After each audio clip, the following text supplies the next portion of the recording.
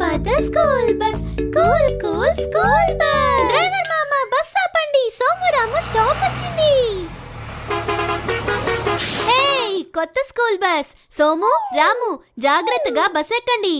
Hi teacher, మెల్లగా రండి, ఈ బస్ మిమ్మల్ని కూడా తీసుకొని వెళ్తుంది. టీచర్ ఇక్కడ కూర్చోండి టీచర్. Thank you Chinnu. పెద్దవాళ్ళకి సీట్ లేకపోతే మనం మన సీట్ ఇవ్వాలి కదా సోము? అవును, మనం సీట్లను పెద్దవాళ్ళకి ఇవ్వాలి. School bus cool cool school bus. పద్దు అక్కడ చూడు, కొత్త స్కూల్ బస్.